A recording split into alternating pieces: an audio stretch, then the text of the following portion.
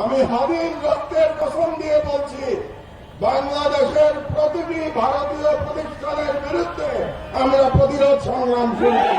অনতিবিলম্বে জাতিসংঘে ভারতের বিরুদ্ধে নালিশ উত্থাপন করুন যে ভারত বাংলাদেশের বিরুদ্ধে অঘোষিত যুদ্ধ ঘোষণা করেছে এবং এর বিরুদ্ধে জাতিসংঘের সাধারণ পরিষদ এবং সিকিউরিটি কাউন্সিলে আমাদের অনতিবিলম্বে যেতে হবে।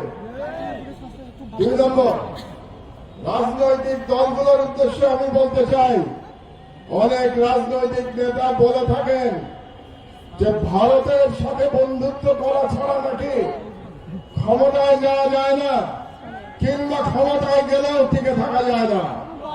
ভারতের সাথে বন্ধুত্ব করে যদি ক্ষমতায় টিকে থাকা যেত, তাহলে শেখ হাসিনাকে পালিয়ে ভারতে আশ্রয় নিতে হবে না।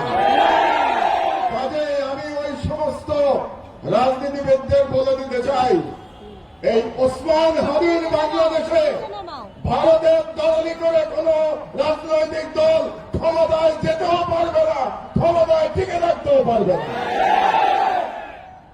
3 নম্বর, আমি ভারত সরকারের প্রতি আহ্বান জানাচ্ছি, আগামী 25শে ডিসেম্বরের মধ্যে আপনারা খুনি মৃত্যুদণ্ডপ্রাপ্ত শেখ হাসিনা এবং আসাদুজ্জামান খান কামাল এবং হাদির হত্যাকারী, হাদির উপরে আততায়ী যারা ছিল, তারা যদি ভারতে আশ্রয় নিয়ে থাকে, তাদেরকে 25শে ডিসেম্বরের মধ্যে আপনারা হস্তান্তর করুন, প্রত্যর্পণ করুন।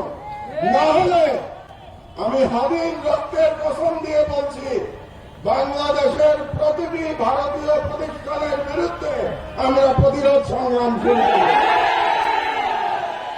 আমি সরকারের প্রতি আহ্বান জানাচ্ছি, 25 তারিখের মধ্যে যদি এই খুনিদের পাঠিয়ে দেওয়া না হয় বাংলাদেশে, তাহলে বাংলাদেশে কর্মরত প্রতিটি ভারতীয়ের ওয়ার্ক পারমিট বাতিল করতে হবে। আর আমি জনগণের উদ্দেশ্যে বলতে চাই,